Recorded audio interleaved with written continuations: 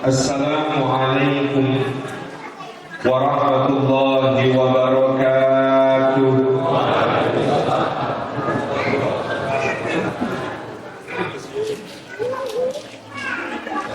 Alhamdulillahi rabbil alamin. Wa bihi nasta'inu ala umuri dunya waddin.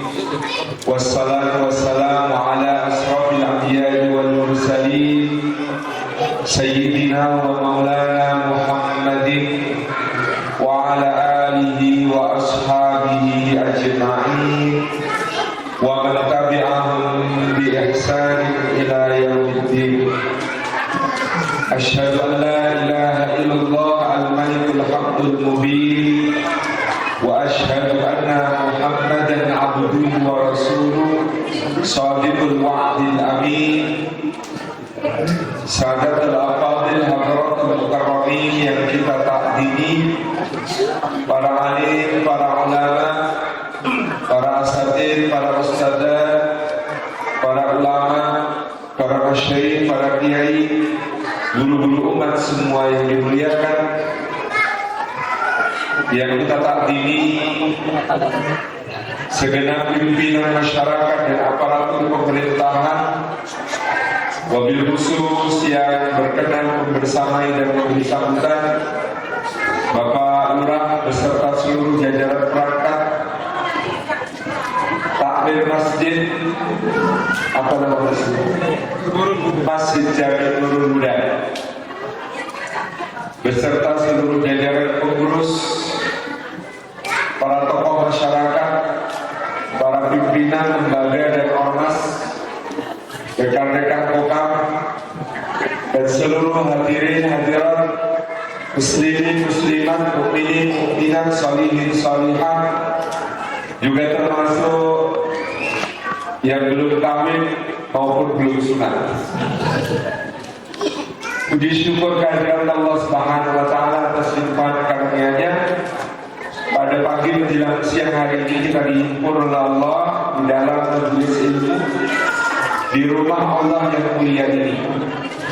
Kami mohon maaf atas keterlambatan karena tadi tertahan ada Syekh Muhammad Jabir di Purbalingga mengendaki untuk berjumpa dan berbincang, mau memutus tidak enak hati, ngobrolnya agak bablas sehingga baru bisa bergerak di jam yang diperkirakan sudah akan terlambat kalau sampai ke sini. Lalu tanya Syekh Google. Syekh Google memberikan petunjuk, lewatlah sini. Tentu saja Syekh Google sendiri belum pernah lewat situ. Sehingga ketika kami tempuh jalan yang ditunjukkan oleh Syekh Google, ternyata kok ya jadi bulu terus gambar ketek gue nanti tekan puncak dan baru turun ya. Dan panitia sendiri heran dapat turun dari sana. Ya alhamdulillah ala kulli hal kami bisa sampai ke tempat ini. Soal kepada Bapak Ibu semua di majelis kita ini, mudah-mudahan setiap langkah yang kita tempuh hari ini menjadi pemudah jalan kita semua menuju ke surga. Amin. Mudah-mudahan langkah yang kita tempuh ke masjid ini menggugurkan dosa-dosa kita. Mudah-mudahan langkah yang kita tempuh ke rumah Allah ini meninggikan derajat kita di sisinya. Dan hidup kita semua termasuk taman di antara taman-taman surga, tempat Allah mencurah-curahkan rahmat-Nya, menaungkan sayap-sayap malaikat yang memohonkan ampun untuk kita, menurunkan sakinah ketentraman ke dalam hati kita, dan menyebut-nyebut nama kita semua dengan bangga pada makhluk-makhluk Dia yang ada di sisinya. Amin. Allahumma amin. Bapak Ibu hadirin hadirat yang dimuliakan oleh Allah Subhanahu wa taala, kalau para orientalis membuat statement Islam disebarkan dengan pedang, dengan perang, dengan pertumpahan darah, maka sungguh yang demikian itu tidak memiliki bukti sama sekali di dalam sejarah. Islam hadir dengan membawa rahmatnya Allah Subhanahu wa Ta'ala, maka dia hadir dalam bentuk yang paling indah dengan cara yang juga indah, sehingga para ilmuwan muslim dalam mengkonter statement para orientalis tersebut menawarkan satu istilah yang mungkin juga di masa lalu banyak disalahpahami, yaitu istilah yang disebut futuhat. Apa itu futuhat? Jamak dari fath, yakni pembebasan. Pembebasan dari apa? Maka untuk menjawab pertanyaan ini kita perlu mengkaji bagaimana ayat-ayat fath berkenaan dengan peristiwa-peristiwa yang dijalani oleh Rasulullah Sallallahu Alaihi Wasallam dan para sahabat. Yang pertama ada dalam suratul Fath ayat yang ke-1. Firman Allah Subhanahu wa Ta'ala, Inna fatahna laka fathan mubina. Sesungguhnya kami wahai Muhammad Sallallahu Alaihi Wasallam telah membukakan untukmu pintu kemenangan, pintu pembebasan yang hilang gemilang. Apakah yang dimaksud oleh Allah di dalam surah Al-Fath ayat yang pertama ini? Sesungguhnya kami telah membukakan untuk wahai Muhammad pintu kemenangan yang hilang gemilang. Apakah yang dimaksud di situ peperangan? Sejarah menjawab bukan. Ayat itu justru turun tentang satu peristiwa yang disebut Sulhul Hudaybiyah atau perdamaian Hudaybiyah. Jadi bukan peperangan. Jadi Allah mengatakan sesungguhnya kami telah membukakan untukmu pintu kemenangan yang gila-gila. Itu peristiwanya namanya Sulhul Hudaybiyah atau perjanjian Hudaybiyah. Tahun keberapa Bapak Ibu perjanjian Hudaybiyah ini? Tahun ke-6 Hijriah, di mana Rasulullah membawa rombongan 1.500 orang jumlahnya para sahabat untuk melaksanakan umrah ke Baitullah, ke kota Makkah Al-Mukarramah dalam bulan Dzulqa'dah tahun ke-6 Hijriah. Ketika mereka akan memasuki kota Makkah sampai di daerah yang namanya Hudaybiyah, angkatan perang Quraisy memblokir jalan, tidak mengizinkan Rasulullah untuk memasuki kota Makkah.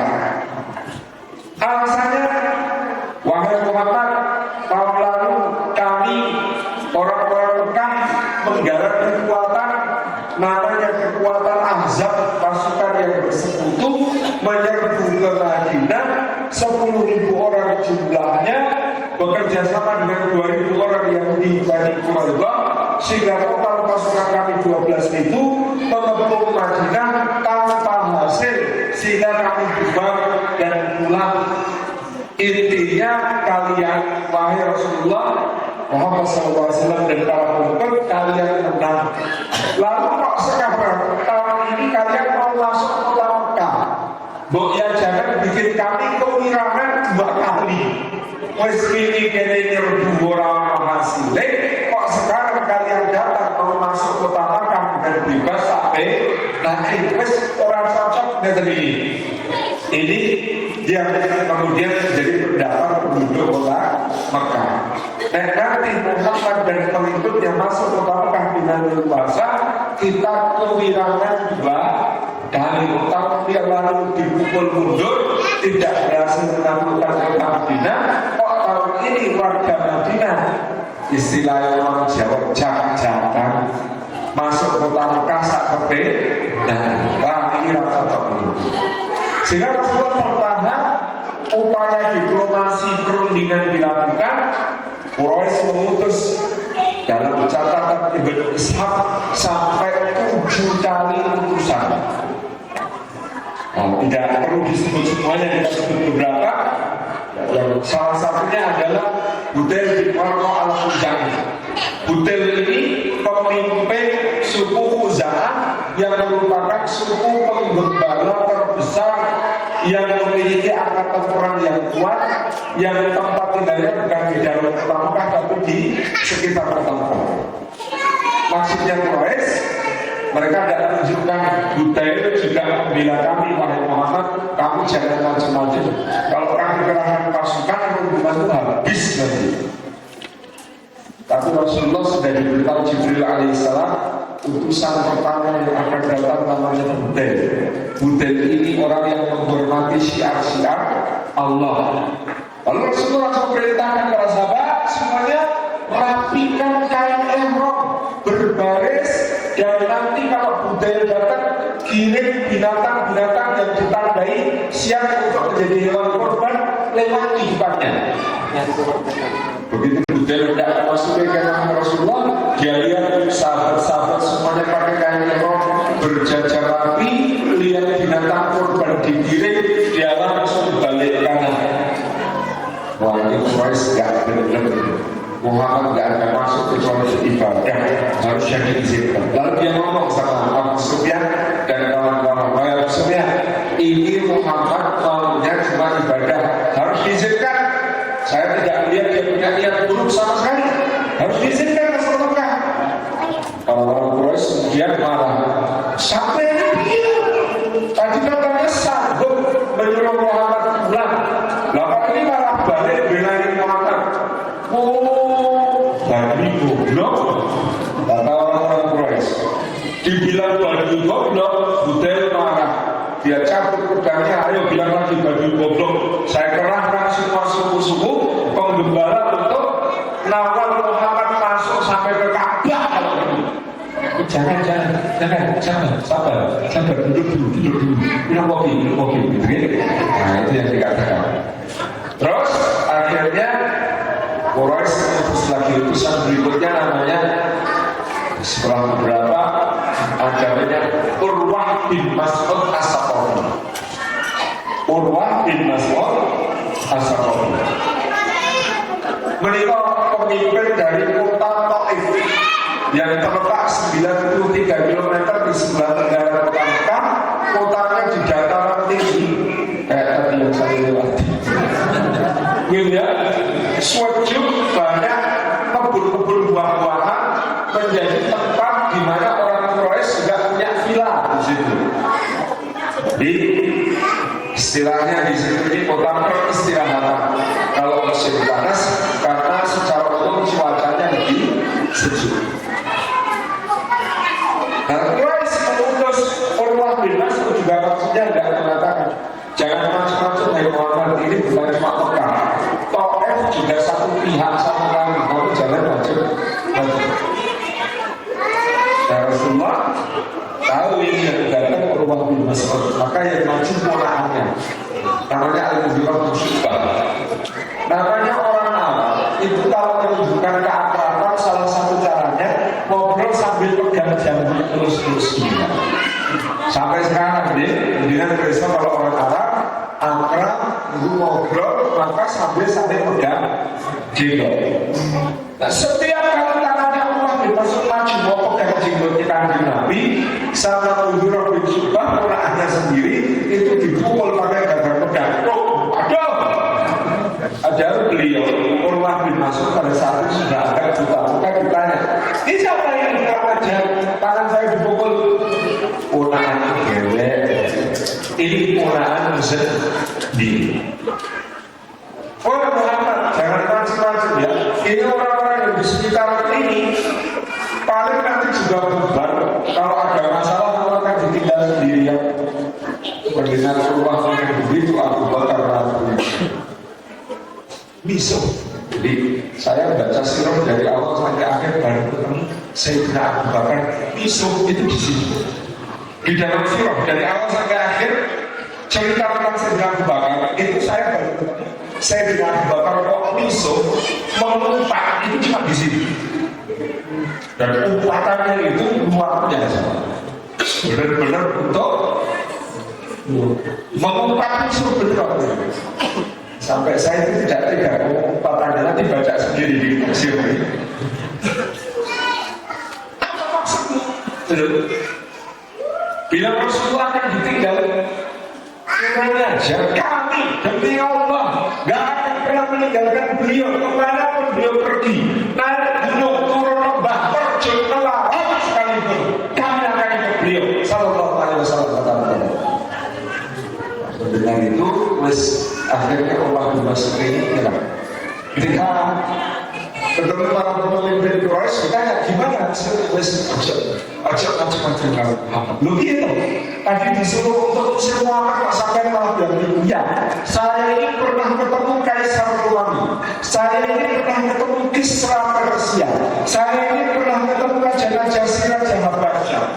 Saya pernah ketemu pemimpin-pemimpin dunia, tapi saya belum pernah melihat ada seorang pemimpin dimuliakan di studio-studio, dijunjung tinggi, dilindungi oleh pemimpinnya yang rela memberikan nyawanya sekalipun melebihi perlakuan para sahabat Muhammad sallallahu alaihi wasallam kepada dia. Dari Quraisy bingung apa yang harus kita lakukan. Pada saat itulah seorang tokoh Quraisy namanya Suhail bin Amr mengajukan diri biar saya berbicara.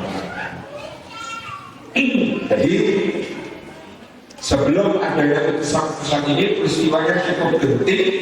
Pada saat itu Sayyidina Umar diutus Rasulullah untuk berunding dengan Quraisy untuk bisa masuk. Sayyidina Umar ngomong jangan Rasulullah, jangan saya. Loh kenapa? Sampai kau sendiri yang suruh, jangan kau sendiri. Orang Quraisy membenci saya membenci orang Quraisy. Nanti kalau sudah saya bisa membuka pertumpahan darah. Kata saya terus apa?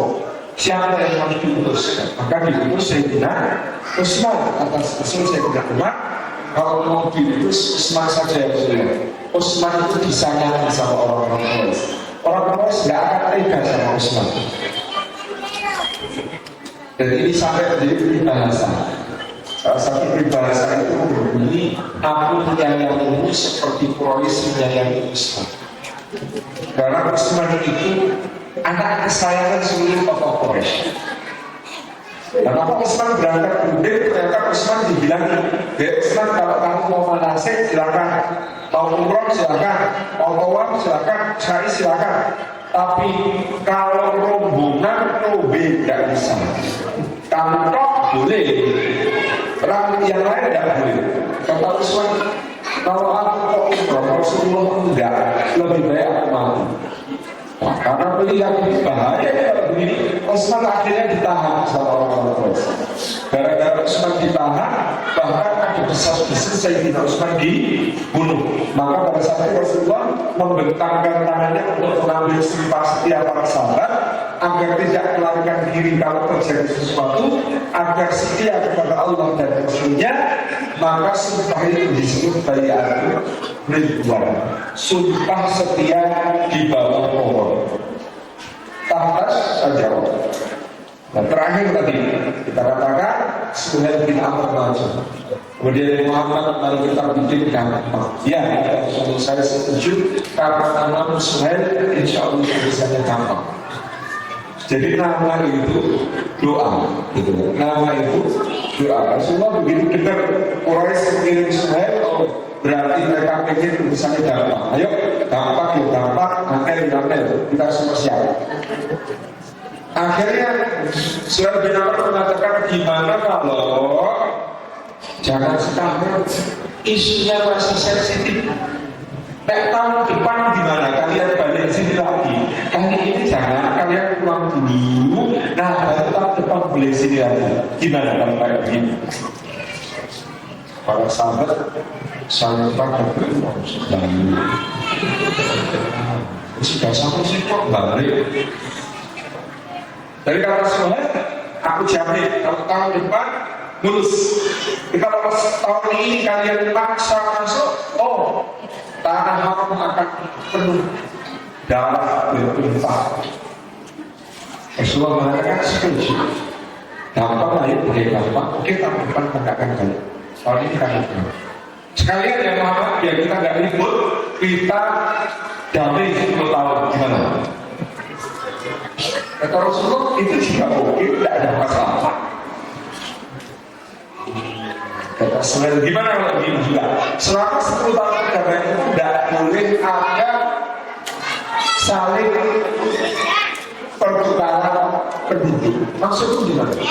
Kalau ada orang Mekah kok masuk Islam, lalu dia hijrah ke Madinah, walaupun saya menuntut orang yang seperti itu dikembalikan, deportasi.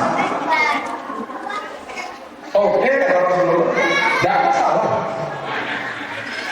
Tapi sebaliknya saya minta, kalau ada orang Medina murtad melarikan diri ke kami, tapi tidak wajib mengembalikan dia kemauannya sendiri mau berjihad. Rasulullah kan berlari, oh tidak tahu. Saya sendiri kaget, kok beda saya, kok gagal. Nah kalau begitu kita semua setuju, kita tulis perjanjian ini di atas kertas. Tulis. Rasulullah panggil Sayyidina Ali, ya Ali, wahai Ali tulis. Ini adalah perjanjian. Bismillahirrahmanirrahim. Kita tulis Bismillahirrahmanirrahim. Sayyidina Ali. Saya kalau Allah, saya kenal. Itu pencipta kita, itu yang memberi kita rezeki Allah, ya tahu kan? Tapi kalau Ar-Rahman saya tidak kenal, Ar-Rahim saya juga tidak kenal. Terus maksudku apa? Kata Rasulullah. Nulisnya jangan Bismillahirrahmanirrahim, tulis seperti biasa kami menulis perjanjian. Bagaimana tulisannya? Kalau orang tulis perjanjian, Bismillahirrahmanirrahim, dengan nama ya Allah, tidak pakai ahya ba'adu. Karena itu bagi buku. Jadi ditulis Bismillah Allah dengan nama ya Allah. Wahai Ali, hapus Ar-Rahmanir-Rahim, ganti Bismillah Allah. Kata Ali bin Abi Thalib, demi Allah saya tidak akan pernah menghapus sifat Allah. Sifat Allah Maha Pengasih, kasihnya tidak pilih-pilih. Sifat Allah Maha Penyayang, sayangnya tidak berbatas, tidak berbilang. Saya tidak mau Rasulullah menghapus. Maka Rasulullah minta ditunjukkan mana tulisan Ar-Rahman Ar-Rahim biar saya menghapus. Ini menunjukkan sampai saat itu Rasulullah itu ummi, bersama mawas, bersama nulis. Karena beliau masih minta ditunjukkan mana bagian yang harus dihapus. Ini menjadi bukti kebenaran Al-Quran karena kata Allah, wahai Muhammad, kalau kamu pintar baca, pintar tulis, maka orang-orang akan menuduh Quran ini hasil nyontek. Lalu sih, makanya kita mampu tulis mesti konsol yang lebih rendah. Karang gibe gitu. Tapi Rasulullah ternyata tidak tidak. Terus Rasulullah bikin lagi, wahai Ali tulis, ini adalah perjanjian antara Muhammad Rasulullah dengan Suhail bin Amr mewakili Quraisy. Kata Suhail bin Amr, nanti dulu. Loh saya kalau saya itu percaya bahwa sampean saya Gusti Allah, saya tidak mungkin mesti sampaikan. Saya itu mesti sampaikan karena saya kurang adil. Saya itu tidak percaya kalau yang wafat itu saya Gusti Allah. Mau saya ngerti. Jadi tulisannya di situ jangan Muhammad Rasulullah.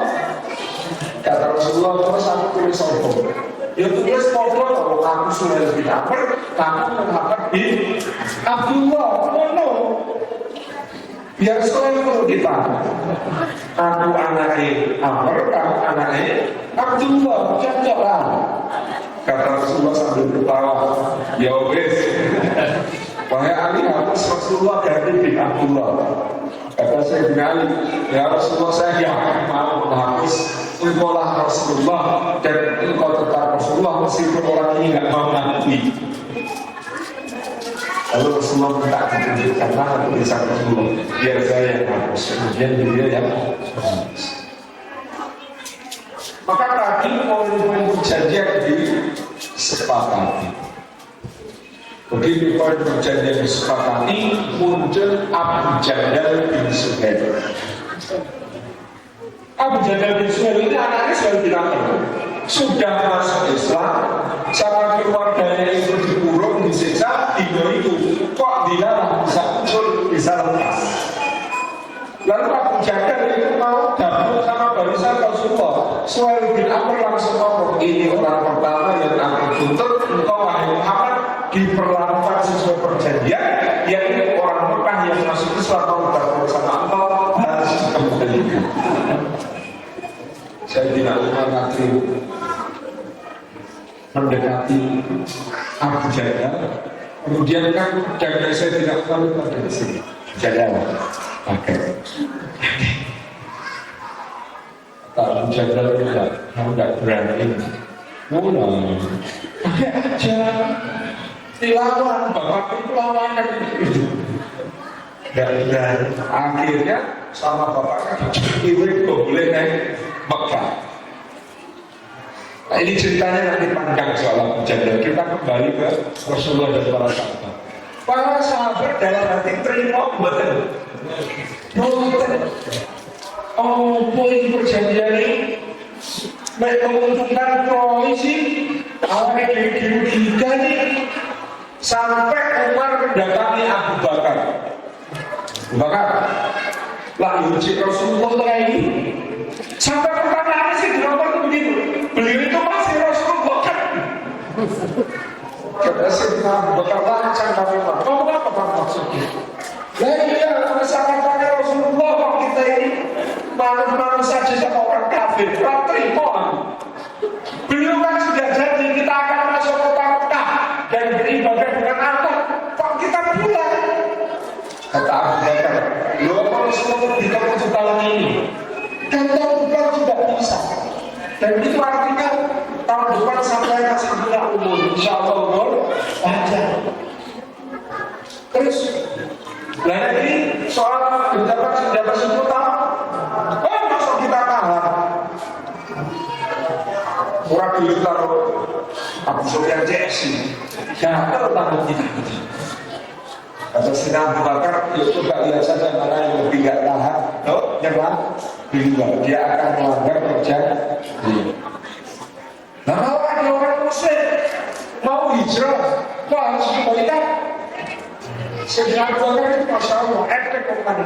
Yuk kan lumayan kita jadi punya mata-mata di tengah mereka. Masuk. Tapi kalau ada orang murtad lagi ke Mekah, masa gak dikembalikan? Beliau kok benarnya pelihara orang murtad? Gak ada benarnya, tapi masih ngeri kok, iya gitu. Para sahabat kemudian ketika Rasulullah perintahkan umroh kita hanya bisa sampai di sini, sudah dianggap sah laksanakan umroh. Sekarang sembelih hewan korban kalian. Sembelih belum tangannya kok sembelih. Nggak bisa. Akhirnya nggak pada melaksanakan. Sampai Rasulullah buka. Ini kok saya dengan bentuk, ini kurang ajar apa itu? Sahabat-sahabat ini kurang ajar semua, nggak kontak kebelah. Kalau belum masuk kemah dalam keadaan dongkol, di kemah ada salah. Kenapa ya Rasulullah? Itu nggak ada taat, nggak mau cukur, nggak mau belah. Ya Rasulullah, kasih. Maksudnya gimana? Kamu bawa binatang haji itu ke tengah mereka, kemudian kamu sembelih, kamu bercukur di tengah mereka. Nanti mereka akan oh iya, semua lalu malamnya bongkar kemah, jalan balik kembali ke Madinah, tengah perjalanan istirahat. Ketika itulah beliau bermimpi. Kemudian tanginya itu dibikin telak sehingga kita kemudian mendapatkan dalil nek tanginya telak sholat subuh sesegera mungkin. Rasulullah itu jadi nggak mungkin tangi telak. Waktu itu ditakdir sama Gusti Allah tangi. Lalu turunlah ayat pada waktu itu inna fatah melakukan fathah. Hari kita hitung bukti. Masih berapa menit adanya? 6 menit, oke masih kurang. Jadi pada saat perjanjian Hudaybiyah ada sebagai akibat berapa sahabat yang ikut Rasul? 1.500 orang. 1.500 orang ini adalah hasil dakwah selama 19 tahun, Pak. 13 tahun di Mekah, 6 tahun di Madinah, menghasilkan kader umat, kader dakwah jumlahnya 1.500 orang. Mari kita lihat firman Allah ini benar atau tidak. Sesungguhnya kami dengan perjanjian Hudaybiyah ini membutakan untuk pintu kemenangan yang hilang gemilang.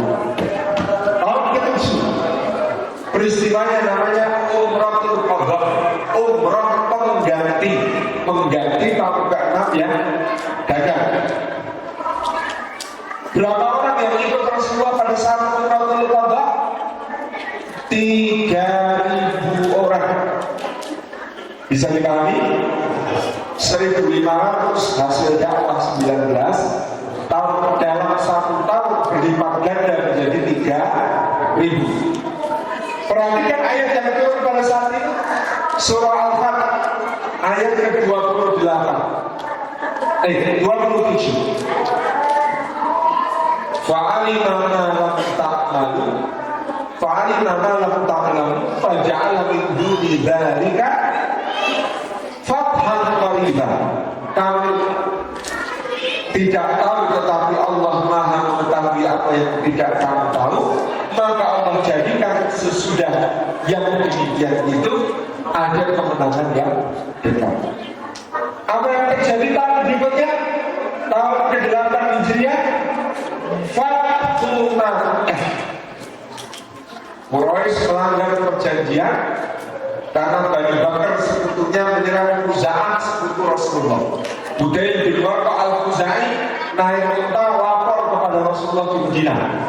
Rasulullah berangkat memimpin berapa? Tahun ke-8 10.000 sahabat. Tahun ke-6 3.000, hasil 19 tahun. Tahun ke-7 3.000. Tahun ke-8 10.000. 1.500 3.000, 10.000 di tahun ke-8. Tahun ke-9 peristiwanya apa, Pak? Perang Tabuk. Berapa Rasulullah berangkat menuju ke Tabuk di perbatasan Romawi? 30.000 orang. Tahun ke-9. Tahun ke-10, Pak, Haji Wada.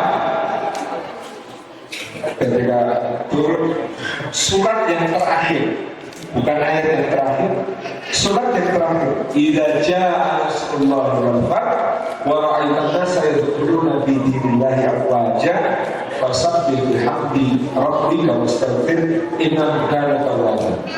Fath tadi 120.000 orang. Dari 1.500 di tahun ke-6 menjadi 120.000 di tahun ke-10. Hanya dalam jangka waktu 4 tahun janji Allah terpenuhi. Inna fatahna laka fathan mubina. Dan peristiwanya semuanya bukan perang, kecuali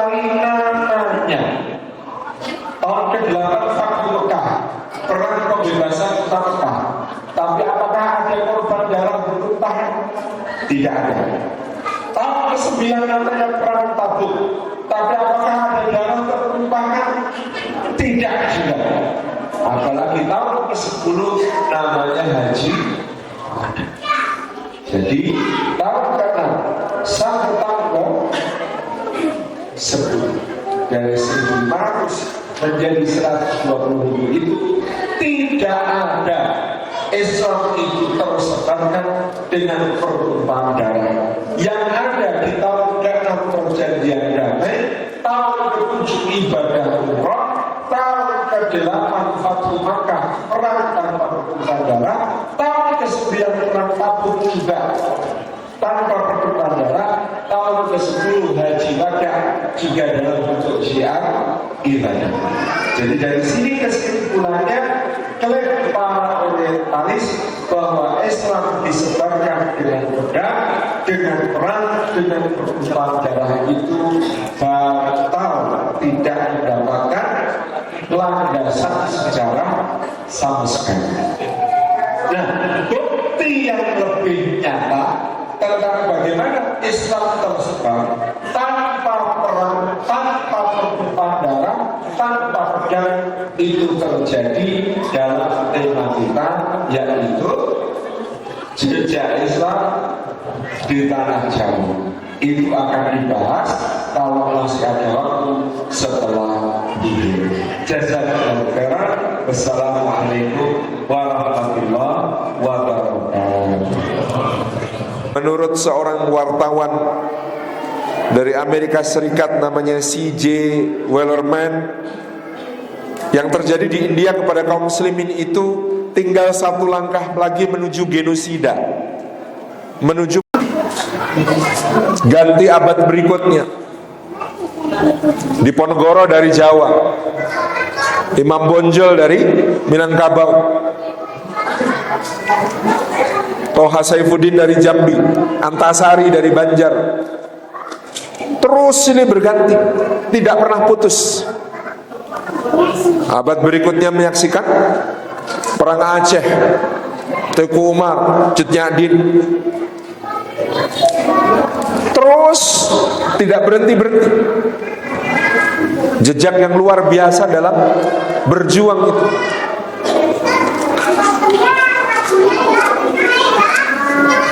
Di tahun 1700-an akhir, seorang ulama namanya Syekh Abdus Somad Al-Falimbani, Abdus Somad Al-Falimbani dari Palembang, menulis surat dari Masjidil Haram kepada raja-raja Nusantara, menyemangati mereka berjihad fi sabilillah.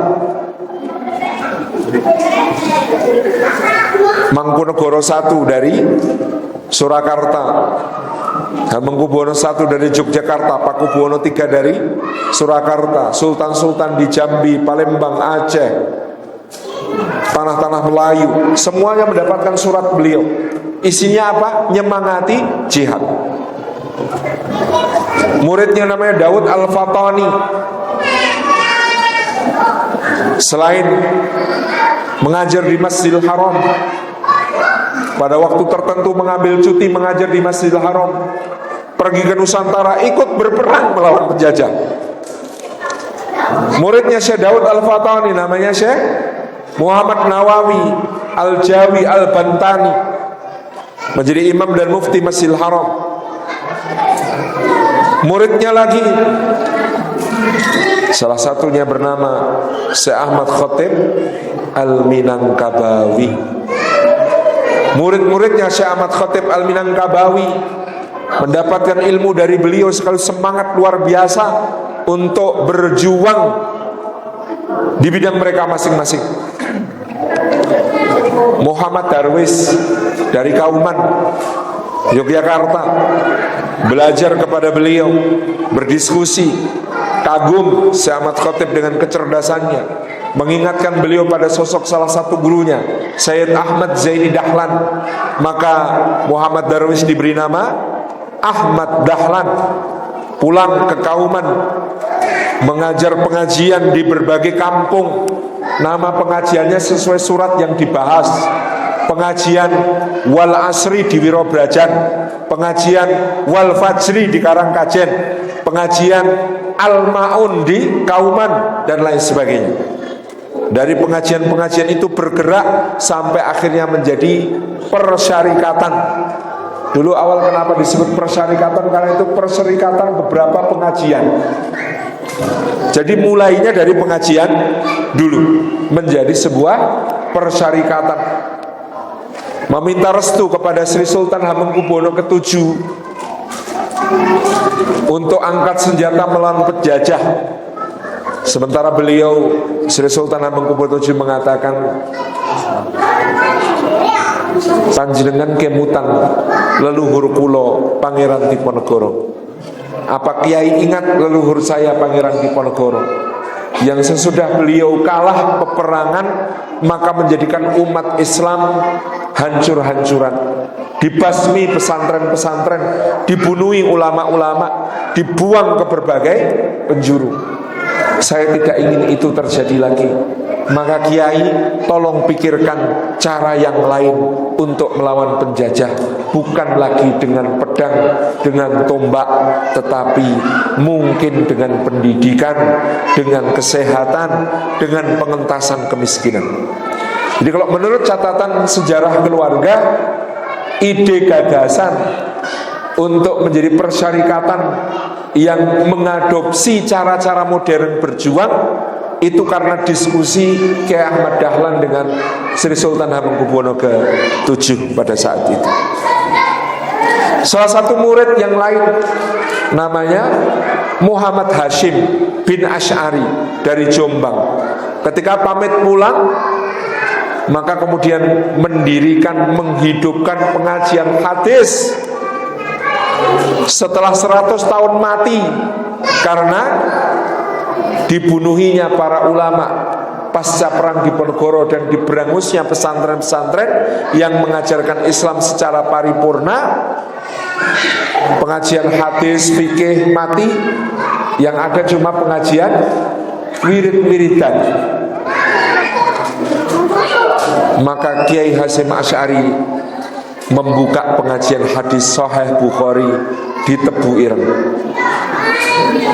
dan akhirnya nanti menjadi sebuah organisasi Nahdlatul Ulama.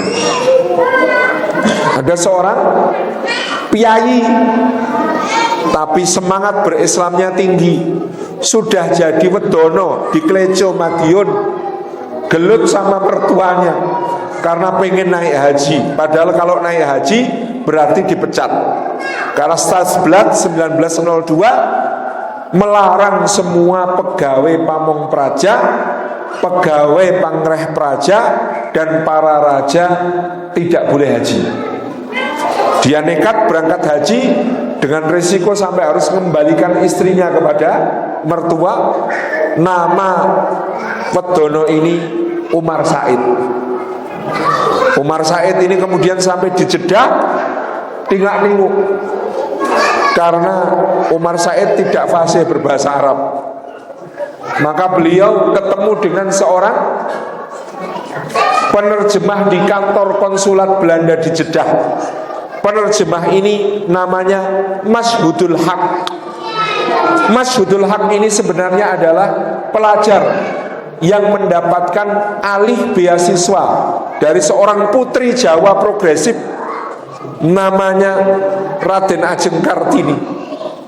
Jadi ketika Kartini dipaksa menikah dan tidak jadi melanjutkan pendidikan ke Belanda, dia menunjuk lebih baik beasiswa kami untuk seorang anak muda yang sangat bersemangat dan sangat pandai, namanya Mashhudul Haq dari Sumatera Barat. Mashhudul Haq ini ternyata keponakannya Syekh Ahmad Khatib Al-Minangkabawi. Maka kepada Mashhudul Haq, Umar Said minta bantu saya belajar Islam, belajar bahasa Arab, dan ketemu ulama-ulama, termasuk paman Anda Syekh Ahmad Khatib. Maka mereka pun bergaul akrab, sehingga nantinya ketika Umar Said pulang ke Jawa, mendarat di Semarang, disambut Haji Samanhudi dan kawan-kawan minta tolong bantulah kami agar Sarekat Dagang Islam ini menjadi satu pergerakan untuk umat Islam. Maka Sarekat Dagang Islam berubah menjadi Sarekat Islam oleh Umar Said, dipindah markasnya ke Surabaya menjadi Sarekat Islam, partai dengan 2,7 juta anggota di tahun 1919. Semua anggotanya terdaftar, dan itu partai dengan kader terbesar sepanjang sejarah pergerakan di Indonesia. Umar Said ini yang kita kenal sebagai Pak Cokro Aminoto. Masyhudul Haq mendampingi perjuangan beliau karena namanya susah diucapkan oleh orang Jawa. Nama Masyhudul Haq perlahan menghilang, ganti nama yang lebih terkenal Agus Salim. Nah, nyebut nama sendiri lagi nggak enak. Kalau kita nyebut pahlawan-pahlawan itu harus namanya Agus Salim. Jadi kalau ada yang menuduh Raden Ajeng Kartini ini Freemasonry, kebarat-baratan, kebablasan, agen Kristen, macam-macam, sebenarnya tidak mencatat hubungan antara beliau dengan anak-anak pergerakan Islam, termasuk Masyhudul Haq ini tadi. Maka saya lebih percaya riwayat dari keluarga Kiai Soleh Darat yang menyatakan bahwa ketika Kiai Soleh Darat mengajar tafsir di Kadipaten Jepara, Kartini ikut ngaji dan marah setelah Kiai Soleh Darat selesai membabar tafsir surat Al-Fatihah. Marahnya kenapa? Kenapa baru sekarang saya tahu makna yang sangat indah dari surat Al-Fatihah yang saya baca dan hafalkan sejak kecil, Kiai. Kenapa orang Jawa dibodohi tidak boleh tahu isi kitabnya itu apa? Kami dari dulu ngaji hanya baca a, i, u, babi, bu, tidak tahu apa artinya. Kiai, tolong saya, bantu saya. Kiai punya ilmu. Kiai dosa besar kalau tidak menerjemahkan Al-Quran ini ke dalam bahasa yang dimengerti oleh rakyat kita. Jadi Kiai Soleh Darat itu menulis terjemahan Al-Quran dalam bahasa Jawa, kuat-kuatkan hati pada saat itu karena dorongan Kartini. Ini satu fakta sejarah bahwa Islam itu selalu menjadi jiwa perjuangan dimanapun. Bahkan mungkin pada tokoh-tokoh yang dituduh paling sekuler sekalipun, mereka tidak pernah bisa melepaskan dari roh Islam di dalam berjuang. Itulah jejak Islam yang luar biasa yang tidak bisa dibantah. Maka Bapak Ibu yang dirahmati oleh Allah Subhanahu wa taala, ketika nisan Fatimah binti Maimun di Leran, Gresik ditemukan berangka tahun 950 Masehi. Ini menunjukkan Islam hadir di abad ke-10 dalam bentuk pemukiman-pemukiman Islam di pantai utara Jawa. Yang ada di tempat lain jauh sebelum itu sudah muncul. Catatan kronik dinasti Tang dari Tiongkok. Dinasti Tang ini memerintah Tiongkok antara tahun 650 sampai sekitar tahun 950.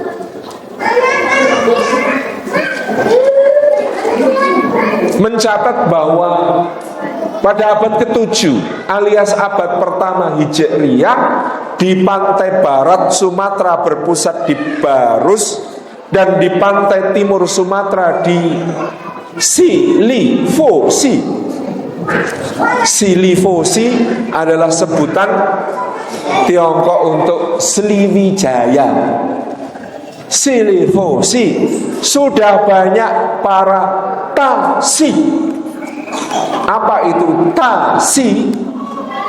Menurut Kiai Haji Ahmad Baso, peneliti sejarah Nahdlatul Ulama, tasi bukan cuma pedagang muslim, tapi adanya keulamaan Islam, komunitas yang dipimpin oleh ulama-ulama Islam, di mana para tasi ini di pantai barat Sumatera ada di Barus, di pantai timur ada di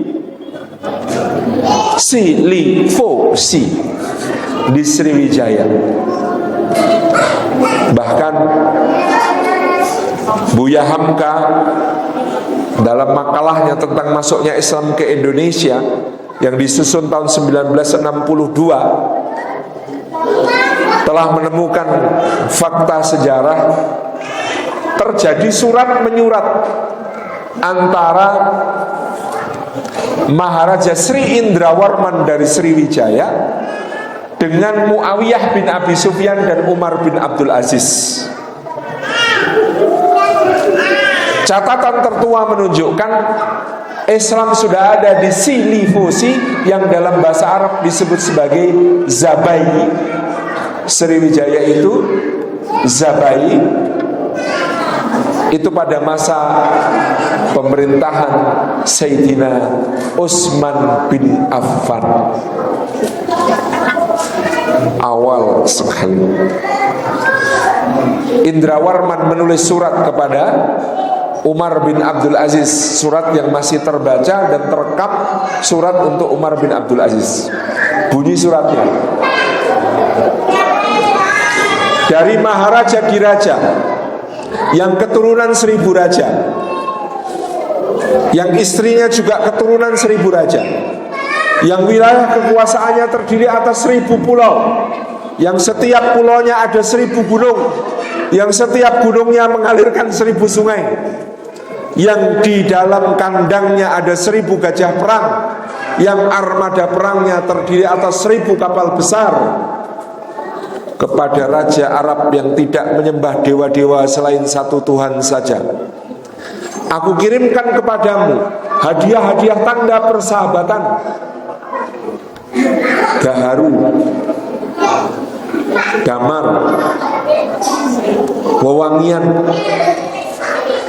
barus, lada, dan berbagai rempah-rempah. Aku mohon kepadamu, kirimkan untukku orang yang bisa mengajarkan agamamu kepadaku. Suratnya Maharaja Sri Indrawarman ini, selain ada bukti fisiknya, laki-laki di London diambil oleh penjajah Inggris ketika menjajah Palestina dan Suriah, ternyata direkam oleh Ibnu Abdi Rabbih Al-Andalusi dalam kitab beliau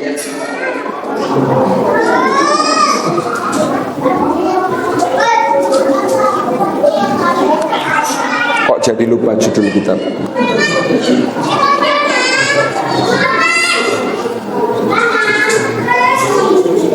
Juga direkam oleh Ibnu Taghribardi dalam kitab beliau Nujumud Dhahirah. Jadi ada 2 kitab sejarah merekam surat dari Sri Indrawarman. Dan pengiriman dai dari Umar bin Abdul Aziz terkonfirmasi dalam kronik dinasti Tang yang lain. Disebutkan dinasti Tang menerima persembahan seorang budak berkulit hitam yang merupakan hadiah dari Umar bin Abdul Aziz untuk Raja Silifosi. Jadi dapat 2. Selain budak berkulit hitam, ada budak berkulit putih ditambah seorang ulama. Jadi hadiahnya Umar bin Abdul Aziz ada 3. Ya, mungkin ini terjadi sesudahnya di mana kemudian terjadi kudeta di Istana Sriwijaya. Kudeta ini melibatkan keluarga Sailendra, yang keluarga Sailendra kemudian berkuasa di Sriwijaya menggantikan dinasti Dapuntahyang yang sudah berkuasa 100 tahun. Jadi Raja Indrawarman yang masuk Islam ini dikudeta dan harus diselamatkan ke pedalaman. Ini menurut catatan yang diperiksa oleh lawan debatnya Buya Hamka yang namanya Maharaja Onggang Parlindungan, penulis buku Tuan Kurau.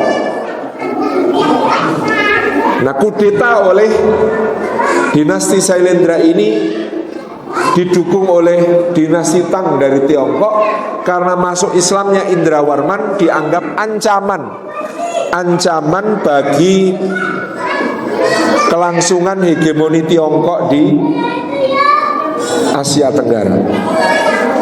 Jadi kalau Tiongkok cawi-cawi itu sudah sejak dulu. Ini menjadi catatan awal bagaimana Islam sudah sampai ke keluarga kerajaan di Nusantara sejak abad pertama Hijriyah. Maka teorinya Snuk Hurgronje itu runtuh ketika mengatakan Islam masuk abad ke-13 dengan bukti berdirinya kerajaan Islam Samudra Pasai. Runtuh pertama karena mosok baru masuk sudah langsung bisa bikin kerajaan. Kalau sudah bisa bikin kerajaan berarti bukan baru masuk, tapi sudah agak lama. Yang kedua, data-data sejarah yang kemudian banyak raja-raja dan kerajaan sebelum Samudra Pasai sudah tercatat rajanya Islam. Di tahun 1041 Raja Ternate namanya Ba'ab Masyhur Malamo itu sudah Islam. Tahun 1041, 200 tahun lebih sebelum Samudra Pasai. Di tahun 1250 Raja Tidore namanya Kolano Muhammad Naqi, jelas itu sudah Muslim. Di tahun 1230 Gaus Abdurrahman sudah punya 2 anak, yang satu menjadi Datu Pejanggi, yang satu menjadi Datu Selaparang, raja-raja di Lombok. Jadi kalau dikira Islam baru sampai Nusantara abad ke-13, itu pun baru sampai ujung utara Sumatera, ini berlawanan dengan data-data yang semakin terkuak di masa gini. Apalagi tadi di tahun 950 di Jawa terdapat jejak makam Fatimah binti Maimunah. Maka sekali lagi atas berkat rahmat Allah, itulah jejak Islam yang paling jelas dan terekam di dalam undang-undang dasar kita. Kalau bukan karena Islam, tidak mungkin kita bertahan dari penjajahan. Kalau bukan karena Islam, tidak mungkin kita punya semangat melawan penjajahan sedahsyat para leluhur kita. Dan kalau bukan karena Islam, ini betul-betul atas berkat rahmat Allah ini. Biasanya setelah dijajah, itu negaranya yang semula besar pecah jadi kecil-kecil. Contoh, Daulah Turki Utsmaniyah kalah perang dunia pertama tahun 1918. Maka wilayahnya di Timur Tengah dibagi-bagi oleh para pemenang perang. Prancis dapat Maroko, Tunisia, Aljazair. Libya diambil Italia. Mesir diambil Inggris. Suriah milik Prancis. Lebanon juga begitu. Jordania dan Palestina diambil Inggris. Irak juga diambil Inggris. Gurun Arabia juga diambil Inggris. Maka sejak saat dibagi-bagi oleh negara-negara penjajah ini sampai hari ini, yang berbangsa satu, beragama satu, berbahasa satu, yakni Arab ini sampai sekarang nggak bisa bersatu lagi. Padahal dulu satu kekuasaan. Yugoslavia setelah lepas dari pengaruh Uni Soviet, maka pecah menjadi Serbia, Montenegro, Bosnia dan Herzegovina, Kroasia, Kosovo, dan lain sebagainya.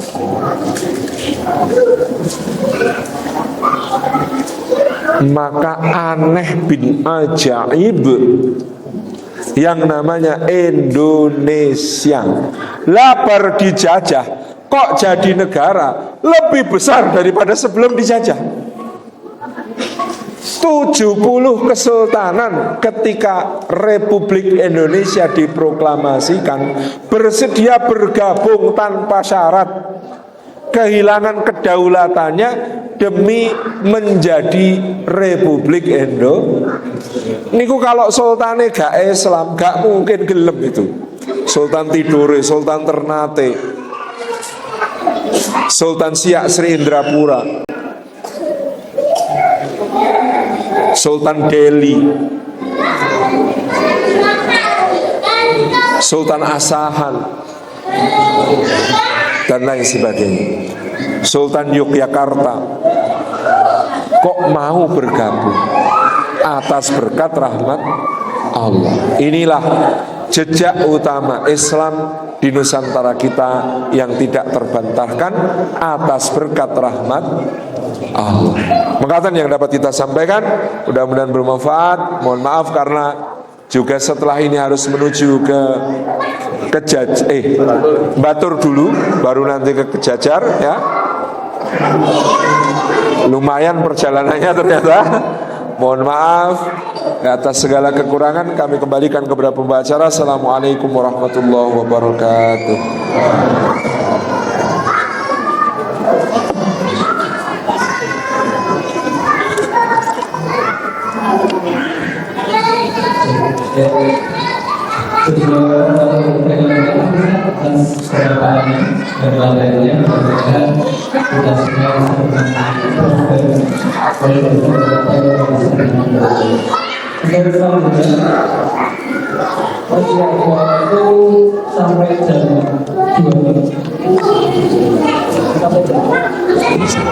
Anu di sana diharapkan sebelum asar sudah di sana.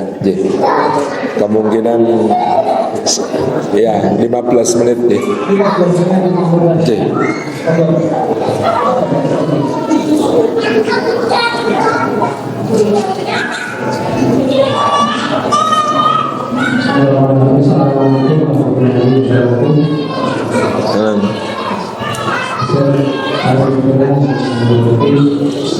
Insyaallah.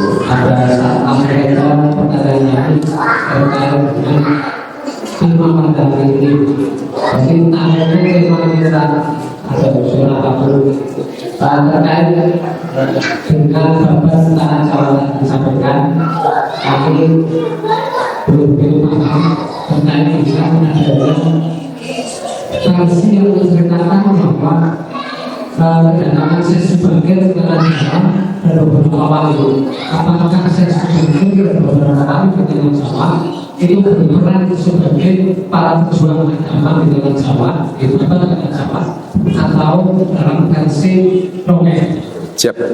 Terima kasih. Assalamualaikum warahmatullahi wabarakatuh. Salam.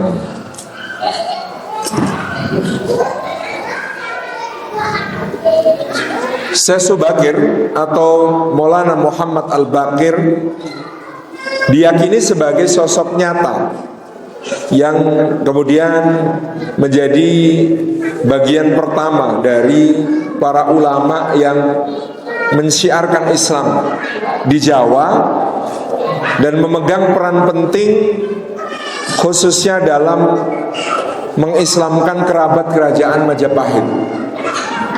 Tetapi terlalu banyak kisah tentang beliau yang berselubung mitos, dan terlalu banyak cerita tentang beliau yang cerita itu baru muncul di abad-abad akhir ini.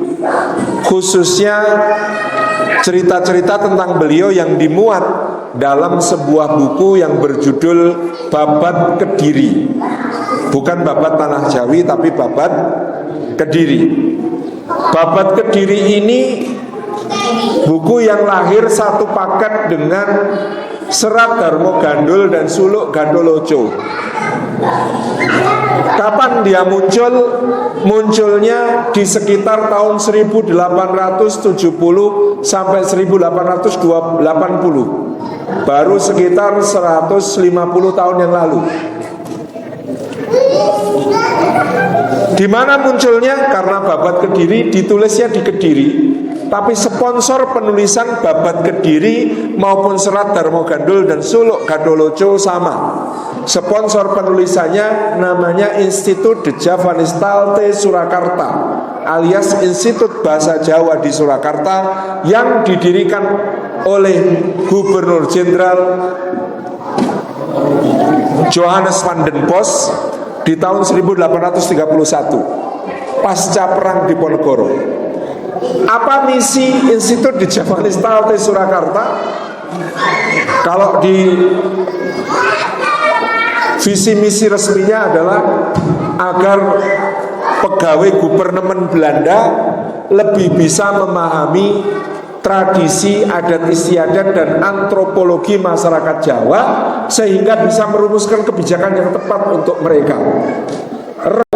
Karena Jawa itu pasti animisme, dinamisme, Hindu-Buddha. Itu Jawa. Propaganda yang lain yang ditiupkan, kalau kamu Jawa, kamu tidak akan bisa jadi Islam. Wong Islam itu tidak suka sama segala sajen-sajenmu, tidak suka sama segala pemujaan terhadap leluhurmu, tidak suka terhadap segala sesuatu yang berkaitan dengan adat istiadatmu, tidak suka dengan kesenianmu, tidak suka dengan budayamu. Kedua, propaganda ini tujuannya apa? Jangan sampai antara santri dan abangan, ulama dan bangsawan bersatu lagi. Karena nek bersatu lagi, waduh pun telas biayanya nggih perang untuk melawan sudah enggak mampu. Maka kemudian ditiupkanlah propaganda ini luar biasa, sehingga banyak rakyat Jawa yang bermusuhan antara kaum santri dengan kaum abangan, antara kaum bangsawan dengan ulama, terus diadu domba. Namanya politik belah bambu. Belah bambu menika pripun, Pak? Panjenengan nate belah bambu. Nek ten Yogya belah bambu niku carane sak sampun dikelap, sing ngisor dipidak, sing dhuwur diangkat. Maka politik belah bambu itu istilah untuk ada satu golongan masyarakat yang harus diinjak dengan keras, ada yang harus diangkat. Dan itu sudah dipraktekkan terhadap para pengikutnya Pangeran Diponegoro. Namanya Sentot Alibasah, bangsawan tinggi dari Madiun. Ketika menyerah, maka dapat gaji, dapat fasilitas, dapat apa lagi? Dapat seragam, dapat tentara, bahkan dikirim bertugas keluar Jawa. Meskipun akhirnya nanti sadar, disuruh perang sama Patri, loh kok kono takbir. Akhirnya nggak jadi perang sehingga beliau dibuang ke Bengkulu. Tapi kalau bangsawan diperlakukan seperti itu. Kiai Mojo, ulama besar, apa yang dilakukan pada Kiai Mojo? Begitu ditangkap, sekap, bawa ke Batavia dalam ruang dek terbawah kapal di Batavia, dimasukkan penjara di Stadwis, 4 bulan nggak lihat matahari. Dibuang pun ke pedalaman Tondano, yang masih banyak suku-suku kanibal zaman itu. Itu perlakuan pada ulama. Kalau ulama diinjak, kalau bangsawan diangkat. Kalau bangsawan zaman sekarang misalnya jenderal, ya meskipun dulu musuh bisa jadi menteri misalnya gitu. Tapi kalau ulamanya harus masuk penjara. Jadi teorinya masih pakai teori lama. Itu yang namanya belah bambu. Nah, termasuk salah satu cerita yang dimunculkan dalam Babat Kediri adalah cerita Syekh Subakir versus Noyogenggong Sabdopalo. Itu cerita baru muncul di akhir abad 19. Nah, Babat Kediri ini lucu. Penulisnya ditanya, sumber penulisan Babat Kediri ini apa? Ternyata seorang dukun diminta ritual lalu kesurupan jin. Jinnya ini ngangslupi 3 hari 3 malam, ocehannya dicatat. Jadi kalau ada yang tanya Babat Kediri sumbernya apa? Ocehan jin 3 hari 3 malam. Jadi bukan berasal dari penelitian sejarah ini, ngundang jin kon ngoceh dicatet. Itulah Babat Kediri. Maka Babat Kediri Serat Darmo Gandul Suluk Gandoloco nadanya sama. Nadanya apa? Sama. Apa yang sama dari 3 serat ini? Ngelek-elek Wali Songo. Persis sama 3-tiganya ini. Jelek-jelekin Wali Songo. Maka nanti akan ada cerita di dalam, ya salah satu dari 3 kitab ini sing kurang ajar betul. Misalnya dalam dakwahnya itu Sunan Kalijogo mau mendakwai sebuah kerajaan yang di situ ada putri cantik jelita, maka beliau itu berbaring telanjang dengan kemaluan tegak gitu. Cerita-ceritanya begitu-begitu. Sunan Giri apa gitu ya, Sunan Kudus apa. Pokoknya intinya semua wali dijelek-jelekkan di ketiga kitab itu. Nadanya sama. Lalu memunculkan tokoh yang namanya Noyogenggong Sabdopalon, seakan-akan itu abdi kinasihnya Raja Brawijaya terakhir, yang merupakan titisan dewa yang kemudian berjanji di Gunung Tidar. Ada perjanjian ya. Syekh Subakir hanya diberi waktu 500 tahun. Nanti sesudah 500 tahun yang akan kembali adalah agama Budi. Agamanya Noyogenggong Sabdopalon, agamanya orang Jawa yang murni. Itu cerita baru, Pak. Saya meyakini ini propaganda. Meskipun dulu aliran kepercayaan itu merayakannya di tahun 1978. Ini adalah 500 tahun setelah Noyogenggong Sabdopalon bersabda agama Budi akan kembali, yaitu aliran kepercayaan diakui oleh pemerintah di tahun 78 melalui keputusan tentang P4. Jadi tahun dan asas tunggal Pancasila itu tahun 78. Itu yang dianggap sebagai kemenangan agama Budi. Nyatanya sampai sekarang ya ora. Jadi cerita itu menjadi cerita yang berkembang, tetapi sayang tadi sumbernya tidak jelas. Kalau kita merujuk kepada catatan-catatan yang ada, sumber-sumber yang lebih primer, satu misalnya keropak Ferrara. Keropak Ferrara ini ditemukan di Ferrara, Italia. Bentuknya lontara, ditulis dengan pisau diguratkan ke daun lontar. Isinya ternyata apa? Notulensi pengajiannya Maulana Malik Ibrahim. Kalau ini faktual, berarti tokoh yang namanya Maulana Malik Ibrahim ini real ada, dan nisan makamnya pun masih bisa dibaca dengan jelas. Beliau digelari Sri Rakian Tani Babela oleh Maharani Suhita dari Majapahit. Karena apa? Karena Maulana Malik Ibrahim ketika datang ke Jawa lagi perang Paregreg, perang yang sangat dahsyat antara Wikramawardhana, menantu Raja Hayam Wuruk, dengan Brewirabumi yang merupakan putra Hayam Wuruk dari Selir. Perang itu membuat rakyat banyak ketakutan, lari ke pegunungan, sawah-sawah ditinggalkan, kelaparan di mana-mana. Maka Maulana Malik Ibrahim dalam catatan itu pertama datang ke Jawa tidak bikin pesantren, tapi bikin sawah, bikin saluran irigasi, bikin bendungan. Ini contoh.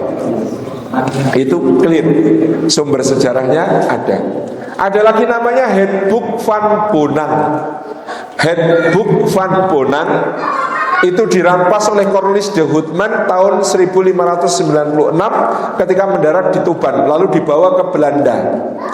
Di sana selamat, kemudian diteliti oleh Dr. Wiji Saksono di tahun 64, menghasilkan penelitiannya berjudul Mengislamkan Tanah Jawa, Headbook van Bonang A dan Headbook van Bonang B sebagai salah satu sumber. Headbook van Bonang A isinya catatan notulensi pengajiannya Sunan Bonang dan para wali lainnya yang diundang menjadi dosen tamu oleh Sunan Bonang. Jadi di situ ada Sunan Kalijogo juga pernah hadir di majelisnya Sunan Bonang ikut ngajar. Itu ada di dalam Headbook van Bonang A. Headbook van Bonang B lebih menarik. Isinya apa? Notulensi musyawarah para wali di Masjid Demak membahas aliran menyimpang. Yang dimaksud aliran menyimpang di situ adalah Syiah Rafidhah. Pada saat itu yang ternyata bukan cuma menyimpang dalam beragama, tapi mendirikan kekuatan politik memberontak terhadap Demak. Jadi di situ dibahas. Dan ini ternyata cocok dengan satu pustaka lagi yang sezaman. Pesantren Giri Kedaton memiliki koleksi naskah yang setelah di trace back pakai carbon dating sesuai umurnya, naskah ini berjudul Serat Wali Sana. Serat Wali Sana ini menceritakan anyariosaken babatipun para wali ing tanah Jawi, menceritakan kisah babat. Babat itu apa, Pak? Bukan usus. Babat itu orang kalau mau memulai tempat baru maka dia melakukan babat. Maka nyariosaken babatipun para wali ing tanah Jawi artinya menceritakan bagaimana para wali memulai dakwah di tanah Jawa. Itu di situ lengkap. Ternyata ditulis pada zaman Sunan Prapen alias cucunya Sunan Giri. Berarti masih 2 generasi di bawahnya. Sumbernya masih bisa dikatakan valid. Dan Serat Wali Sana mengandung lengkap data-data bagaimana perjuangan para wali dan kiprah-kiprah mereka. Nah di situ sebutan untuk Maulana Muhammad Al-Baqir, Syekh Subakir hanya disebut sebagai seorang ulama besar yang pandai melakukan ruqyah. Memang beliau ini peruqyah.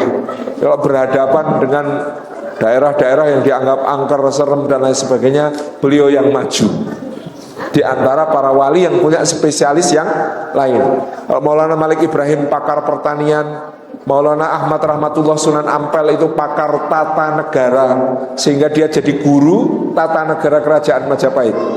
Maulana Utsman Haji alias Sunan Ngudung itu pakar militer, maka menjadi instruktur militer kerajaan Majapahit.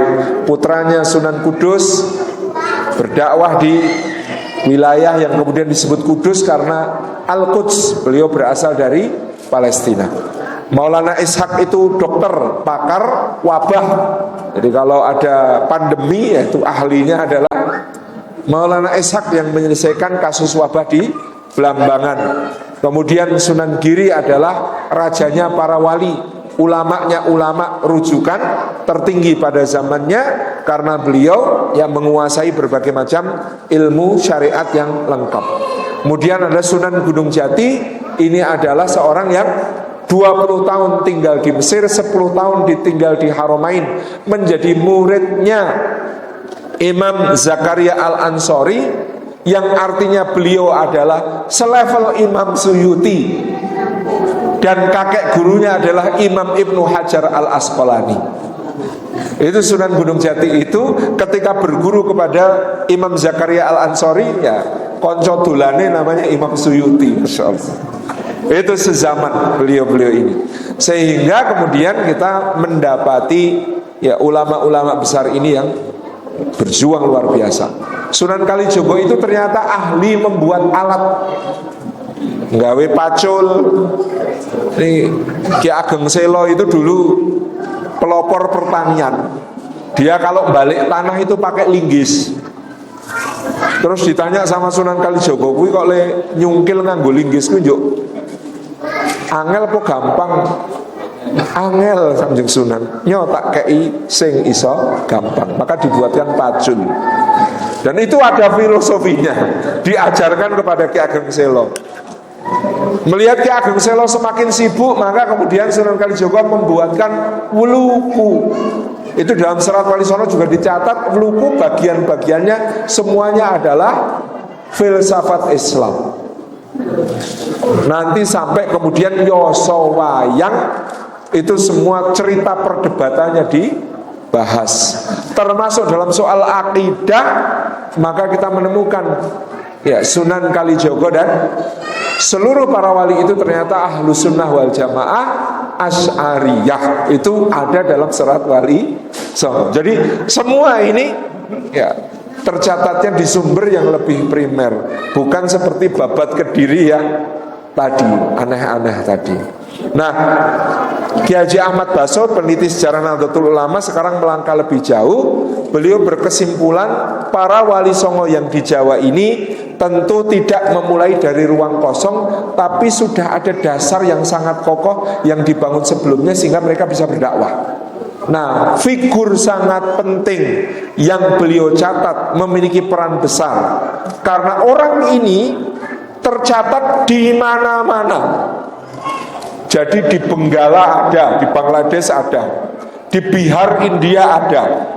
Orang ini pernah ke Siam, orang ini pernah ke Champa, orang ini pernah ke Melaka, orang ini pernah ke Pasai, orang ini pernah ke Palembang, orang ini pernah ke Cirebon, orang ini pernah ke Jawa, orang ini pernah ke Bugis Makassar, orang ini pernah ke Mindanao, orang ini pernah ke Brunei, orang ini pernah ke Lombok, pernah ke Ternate, pernah ke Tidore. Semua buku-buku, naskah-naskah lama dari berbagai wilayah itu, bahkan Bali dan Lombok, mencatat orang tua ini pernah berkunjung. Siapa orang ini? Namanya Maulana Husain Jamaluddin Akbar, atau nama lainnya Syekh Jumadil Kubro. Figur ini menurut Ki Haji Ahmad Baso menjadi figur kunci peletak dasar dakwahnya para wali berikutnya, karena diperkirakan beliau mengunjungi begitu banyak tempat, beliau mencatatnya dan menjadikannya sebagai peta dakwah yang diwariskan ke generasi berikutnya. Roadmap dakwah yang sudah disusun beliau inilah yang menjadikan Wali Songo nanti sukses. Mekaten, saya kira Allah a'lam bishawab.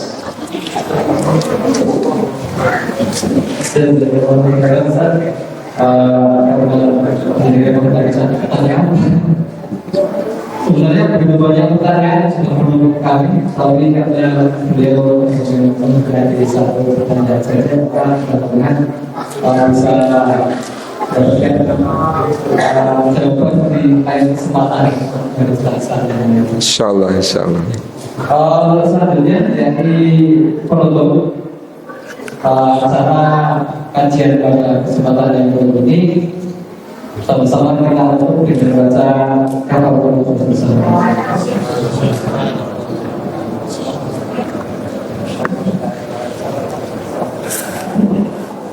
Kami mewakili panitia mengucapkan terima kasih kepada panitia, terutama kepada semua yang hadir memberikan kita dan juga kepada negara juga kepada saudara-saudara yang bisa bersinergi bersama kami untuk kemudian